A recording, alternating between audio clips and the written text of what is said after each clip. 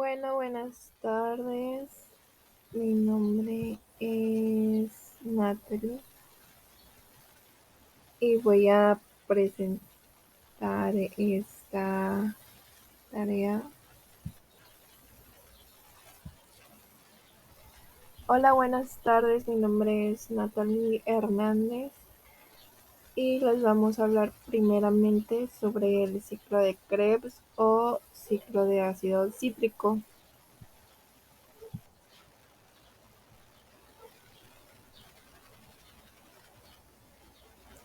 Bueno, primero que nada, el sitio celular en el que se ubica este ciclo de Krebs es en la matriz mitocondrial. Los órganos principales, pues, es el hígado, corazón, músculo.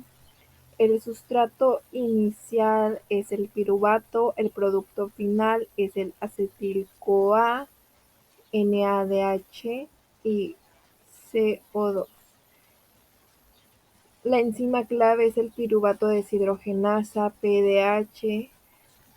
Las vitaminas o cofactores: la tiamina B1, riboflavina B2, niacina B3, ácido pantoténico B5 y lipoato.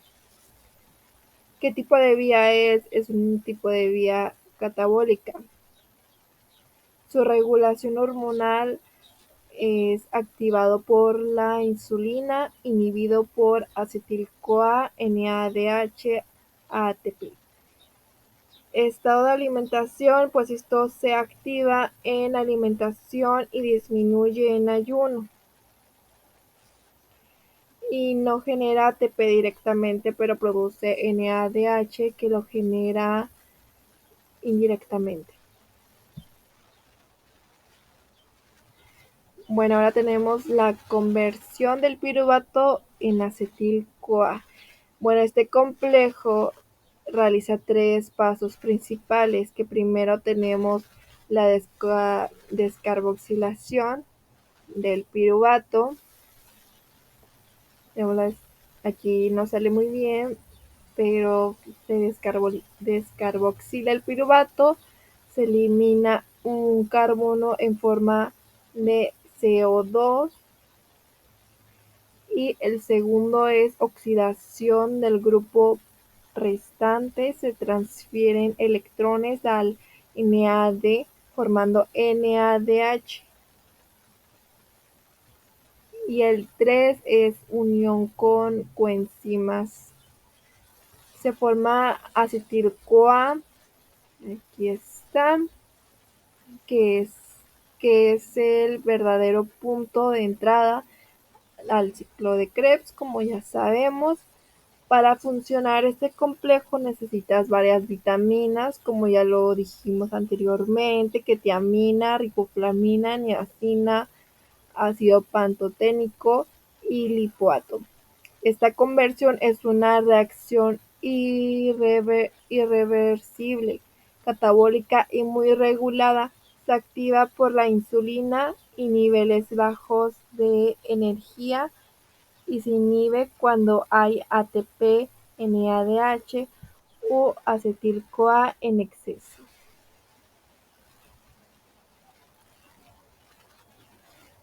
Pasamos con las reacciones del ciclo de ácido cítrico.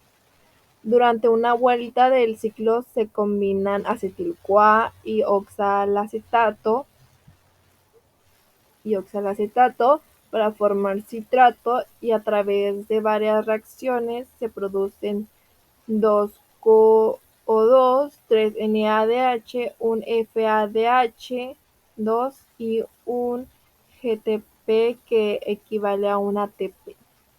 Las enzimas claves que regulan este ciclo de Krebs son citrato sintasa, isocitrato deshidrogenasa, acetoglutarato deshidrogenasa.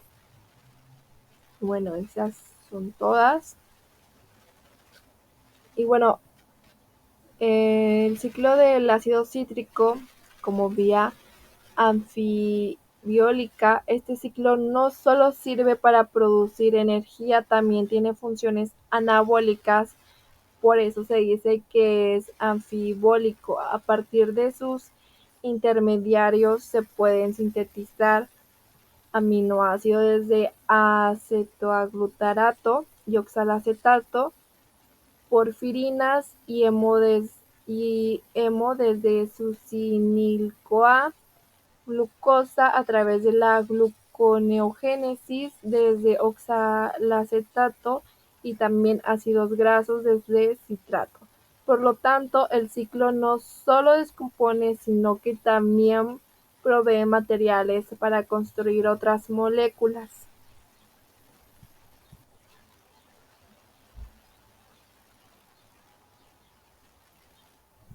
Y por último, sobre este tema del ciclo de Krebs, tenemos la regulación del ciclo del ácido cítrico. Este ciclo no está regulado por hormonas de forma directa, pero sí responde a las condiciones energéticas de la célula. Se activa cuando hay mucha ADP, NAD y CA2, lo que indica que la célula necesita energía, y se inhibe cuando hay ATP, NADH o citrato, es decir, cuando hay suficiente energía en la alimentación está activo porque hay acetil-CoA disponible. En el ayuno disminuye su actividad, especialmente porque algunos intermediarios del ciclo se desvían para formar glucosa o otros compuestos. El ácido cítrico y la enfermedad humana. Finalmente, este ciclo está relacionado con varias enfermedades, por ejemplo, una deficiencia del enzima piruvato deshidrogenasa puede causar acidosis láctica y problemas neurológicos, debido a que el piruvato no puede convertirse en acetil-CoA. En algunos tipos de cáncer, las células alteran el funcionamiento del ciclo para favorecer su crecimiento rápido, usando más glucosa y desviando intermediarios hacia la síntesis de lípidos y nucleótidos. También mutaciones en enzimas como isocitrato deshidrogenasa pueden tener un papel en el desarrollo de ciertos tumores. Bueno, vamos a pasar ahora con el tema de transporte de electrones. Como ya hemos visto anteriormente, pues su sitio celular, este proceso ocurre, bueno, en la membrana mitocondrial interna, órganos principales, está muy activo en órganos con alta demanda energética, como el cerebro, corazón, hígado y músculos. Su sustrato inicial, los equivalentes reductores NADH y FADH, que bueno, se generaron en la glucólisis, la conversión del piruvato y el ciclo de Krebs. Su producto final, el transporte de electrones, termina con la formación de agua cuando los electrones se combinan con oxígeno. Además se genera una gradiente de protones que bueno, se servirá para productos ATP. Y bueno, las enzimas importantes del transporte de electrones pasan por varios complejos. Como ya hemos visto, bueno, había complejo 1, complejo 2, complejo 3, complejo 4, que bueno, eso ya los explicaremos mejor más adelante. Esos complejos contienen minerales como hierro en los citrocromos y cobre.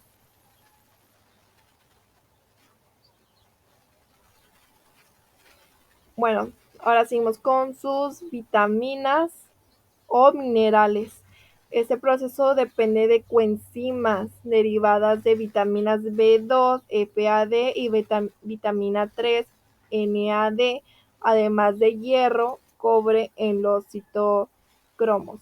Tipo de vida, tipo, tipo de vía es una vía catabólica, ya que libera energía útil. Y bueno, su regulación hormonal no está directamente regulada por hormonas, pero depende de la disponibilidad de NADH, FADH y oxígeno. La alimentación, bueno, en ambos estados, como en alimentación y en ayuno, está activa, pero depende de cuántos equivalentes reductores haya. En ayuno, si hay oxidación de grasa, seguirá funcionando gracias al NADH, y FADH2. De los ácidos grasos, bueno, el ATP, el transporte de electrones, no genera ATP directamente, pero es esencial para que la fosforilación oxidativa lo produzca. Sin este proceso no se puede generar ATP.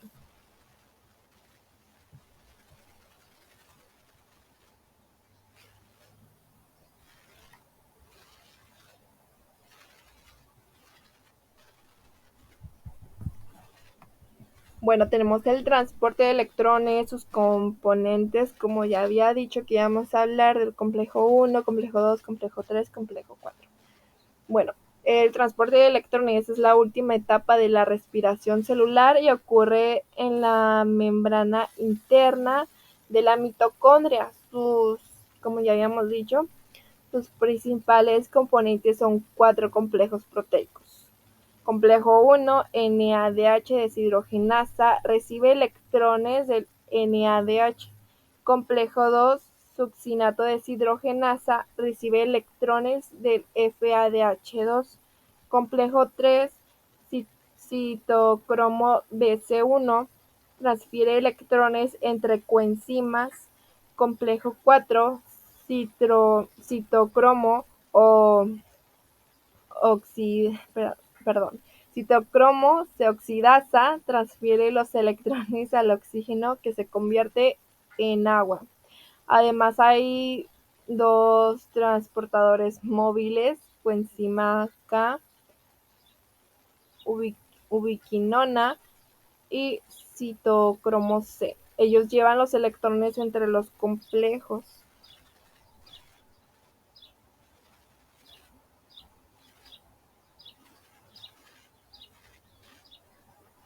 Pasamos con los inhibidores del transporte de electrones. Existen sustancias que pueden bloquear este proceso. Algunos inhibidores conocidos son rotenona, bloquea el complejo 1, antimicina al complejo 3, cianuro y monóxido de carbono bloquean el complejo 4, impidiendo que el oxígeno reciba los electrones. Oligomicina bloquea la ATP sintasa, no deja que se forme ATP. Dinitrofenol EDNP desacopla el gradiente de protones, haciendo que se libere calor en lugar de formar ATP. Estos inhibidores pueden ser muy tóxicos porque detienen la producción de energía celular. Pasamos con la interacción de equivalentes reductores con los complejos. Los equivalentes reductores, es decir, NADH y FADH2, son los que donan electrones al sistema. El NADH transfiere sus electrones al complejo 1. El FADH2, que se forma en el ciclo de Krebs, transfiere sus electrones al complejo 2. Desde ahí los electrones pasan por coenzimas y complejo 3, citocromo C y complejo 4, librando energía. Esta energía se usa para bombear proteínas hacia el espacio intermembrana, generando un gradiente electroquímico. Este gradiente es esencial para que luego funcione la fosforilación oxidativa, donde se genera el ATP. Pasamos ahora con el último tema, que es, bueno, la fosforilación oxidativa. Igualmente, el sitio celular, bueno, ocurre en la membrana interna de la mitocondria. Órganos principales, Bueno, esto es muy activo en el músculo, corazón, hígado y cerebro, porque necesita mucha energía. El sustrato inicial, el gradiente de protones generando por el transporte de electrones gracias a los equivalentes productores que son NADH y FADH2. Como producto final, pues tenemos que se forma ATP, también agua, ya que los electrones se combinan con oxígeno. Las enzimas importantes, las más importantes es la ATP sintasa, que convierte ADP P1 en ATP usando la energía del flujo de protones. Vitaminas y minerales, aquí actúan indirectamente las vitaminas B2 FAD y B3 NADH, porque forman parte de NADH y FADH2. También participan minerales como hierro, cobre en los complejos de transporte. Bueno, es un tipo de vía catabólica porque produce energía y la regulación hormonal no se regula directamente por hormonas, pero depende del estado energético de la célula. Si hay mucho ATP, el proceso se detiene y si hay mucho ADP, se activa. En la alimentación, esta está activa tanto en alimentación como en ayunos, siempre que haya NADH y FADH2. En la alimentación proviene de la glucosa y en ayuno de los ácidos grasos. El ATP, si esta vía genera ATP, hecho es la principal fuente de energía de la célula.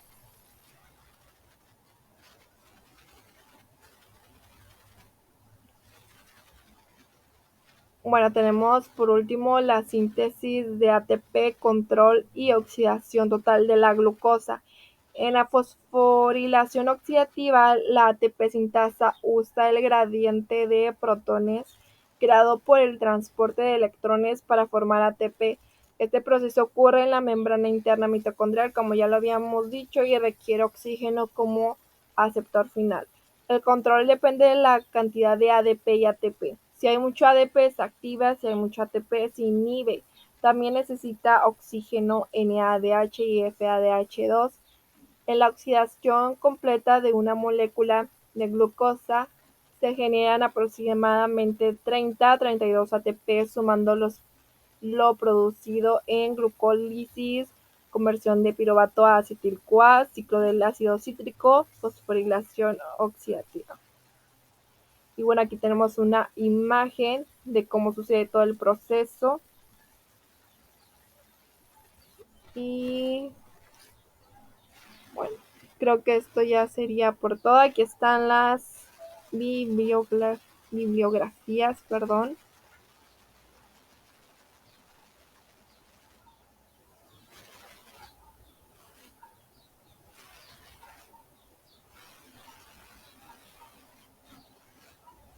Y esto sería todo de mi parte. Muchas gracias.